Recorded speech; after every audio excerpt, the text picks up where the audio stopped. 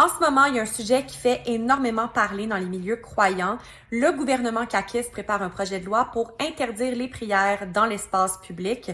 On le rappelle, c'est quand même une idée qui avait été évoquée par le premier ministre François Legault en décembre dernier. Mais cette fois-ci, il semble vraiment déterminé à aller de l'avant.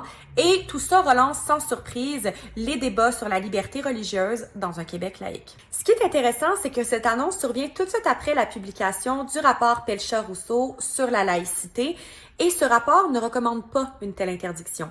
D'ailleurs, pour ceux et celles que ça intéresse, j'ai fait une courte vidéo explicative résumant les grandes lignes du rapport disponible sur le compte Instagram de La Converse. Avec ma collègue Jennifer, on a donc voulu aller plus loin que la simple question des prières dans la rue. On s'est alors posé une autre question.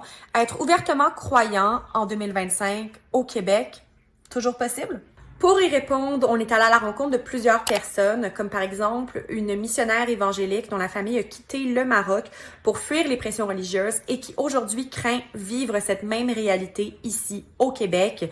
Un pasteur, l'imam Hassan Guillet, une manifestante également qui prie publiquement en soutien à Gaza et plusieurs expertes sur la question. Tous s'entendent sur 2 points. Des droits fondamentaux sont en jeu et le débat est fortement instrumentalisé politiquement.